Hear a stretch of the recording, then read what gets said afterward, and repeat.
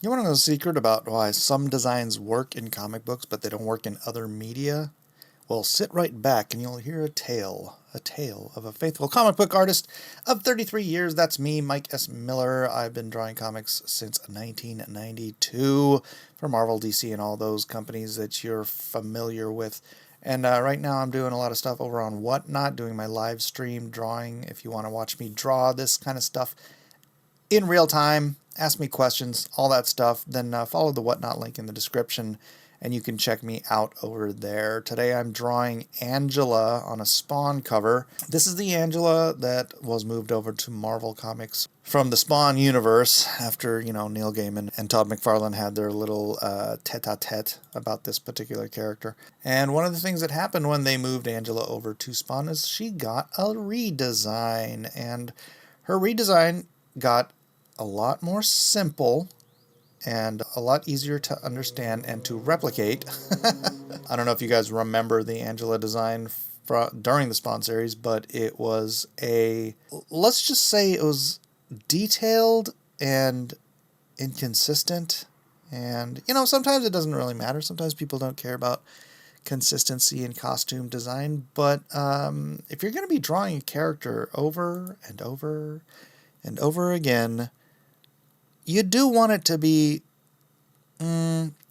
let's just say the simpler it is, the easier it is to get it right every single time. This is a problem that a lot of guys had, like designing in the 90s. There were a whole bunch of character designs that just got super complicated, and you'd go just one page to the other, and the costume was never the same.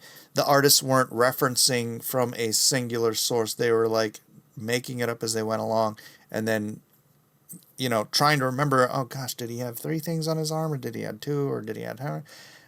Sometimes it's like, did he have 3 fingers, did he have 4 fingers? And you'd run into this problem of it being too difficult to replicate complex designs. This is ultimately a problem that you don't have to deal with in video games and in movies and, well, in animation. Yes, you would. Actually, that's a good point. In animation, you want to simplify these things even further, because every little detail that you add that to every frame of the thing you're animating. This is traditional 2D animation. I'm not talking about 3D animation. In 3D animation, in video games, in movies, where they're building out a 3D model, you can make it as complex as you want, because you really only have to build the model one time and then animate it, and it's the animating that makes it, move and whatnot. But you're not redrawing the thing over and over and over and over and over again. So that's why sometimes you'll find a costume which, to us in the comic book world, we're like, can't you just be loyal and true to the costume design that we had? But then you look at it on screen, but then you realize that the truest version of the costume design would literally just be guys in latex. I mean, not latex, spandex, right? Guys and gals wearing spandex, simple single color spandex, which is, it's fun for cosplay and whatnot, but is it really going to translate that well into other mediums like movies? It's just the reality of effort. The more times you have to draw a thing, the simpler it has to be. And therefore, the less times you have to draw a thing. If you only have to make one costume and the actor can wear it in every scene in the show, you can make it look complex and just far more interesting than a single... Take Thor, for example. Thor in the comic books, he's just wearing a black sleeveless tunic with 6 circles on it, which looks great in a comic book, because in the comic book, what you're accentuating the muscles, you're accentuating the cape, the hair, whatever it is, and then the simplicity of the suit allows you to draw that character 100 times in a comic book without it taking, 6 hours to draw each Thor, because, like, if you're drawing the Thor from the actual movie, well, now you're stuck, because the movie Thor, I mean, he looks really cool, and his costume is based on that graphic design of the 6 circles and the cape and all that stuff, right? But they add all of these intricate details into the costume itself that makes him much more interesting to look at.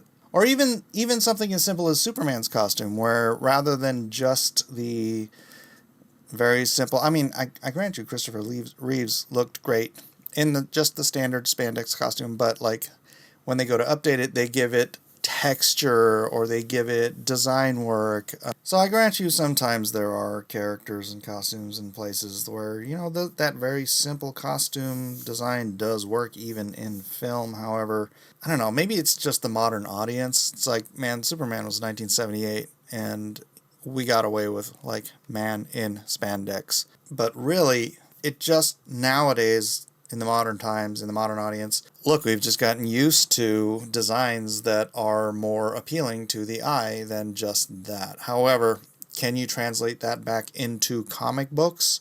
You certainly can't translate it back into hand-drawn animation because it would be impossible. So what does that mean for, you know, characters in comics? It's like, do you have to start designing more complex characters, kind of like what they did with Angela in the original design, where she's just got crap everywhere.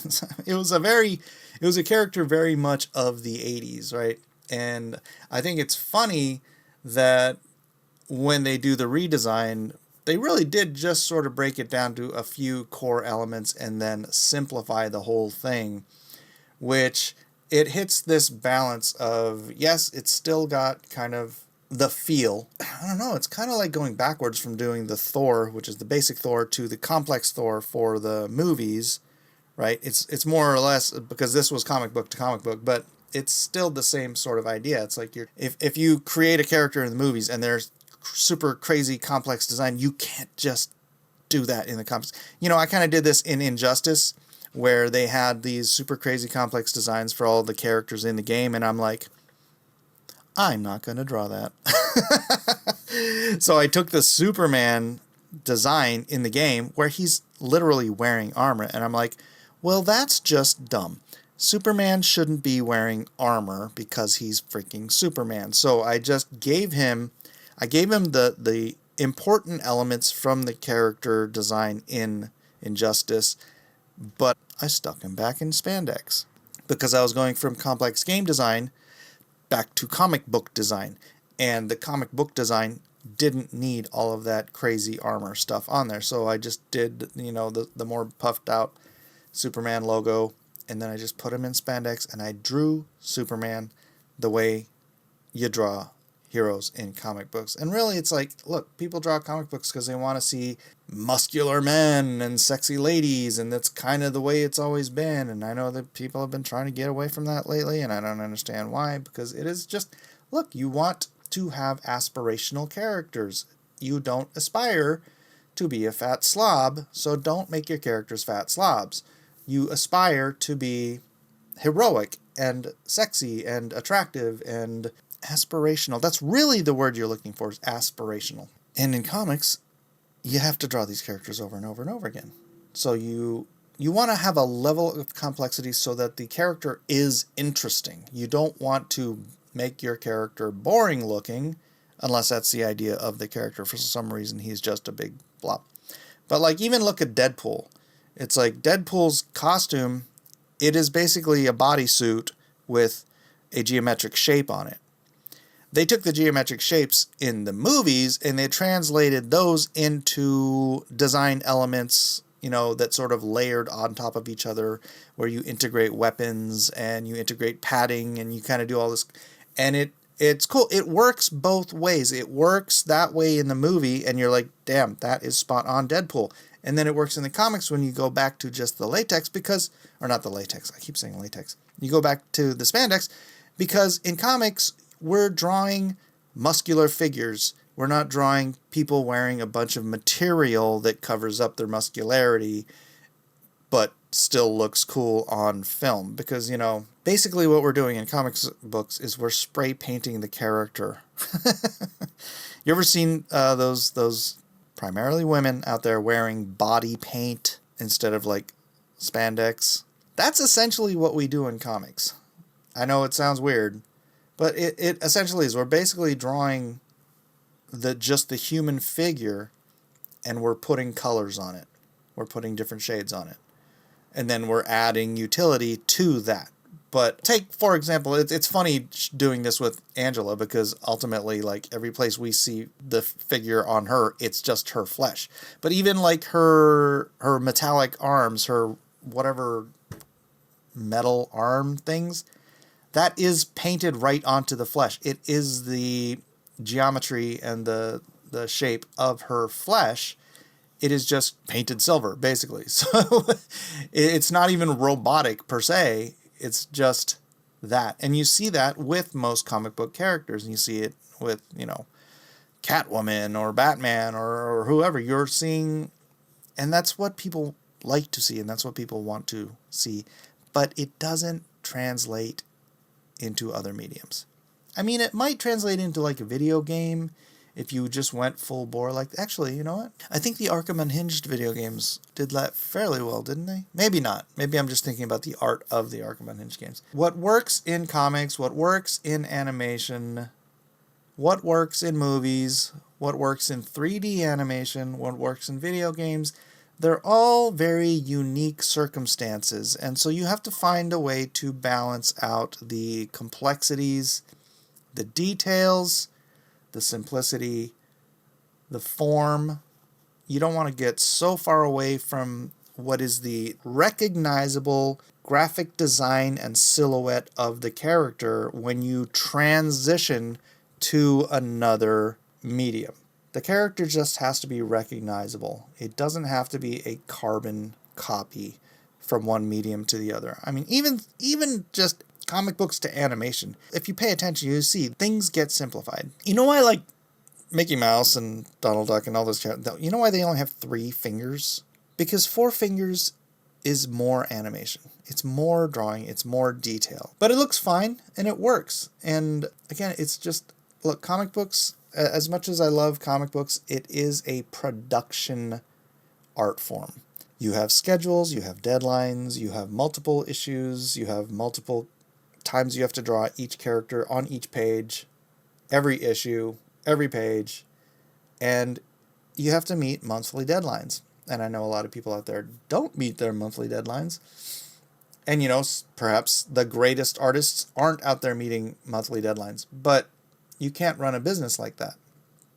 And comic books, like it or not, is not just an art form, it is also a business. And whether or not that is the best way to get the best work out of people, obviously, no. But it is the best way to maintain an audience. So there is such a give and take, but that's kind of the basics of why, the dirty little secret, why characters change from medium to medium. It's out of necessity, and you simply can't do the same thing in every medium because of the necessity of the medium. And hopefully you can understand that and maybe get a little less aggrieved next time you see someone show up on film and it's not exactly the way it looks in the comic books. You know what? Good. You don't want it to be. You just want the character to be easily recognizable as the character from the comics, translated respectfully, but not literally. Maybe that's the best way to put it. Anyways, that's my Angela Marvel version. I'm so glad I didn't draw the other version because it is quite a convoluted mess. But anyways, thanks y'all for being here. Do follow me on Whatnot if you want to watch these live and ask me questions and communicate with the artist. I don't know how long I'll be doing Whatnot regularly, but I'm there for the time being. So thanks y'all for watching. Like, subscribe, share, do all that fun stuff, and I'll see you all on the next video.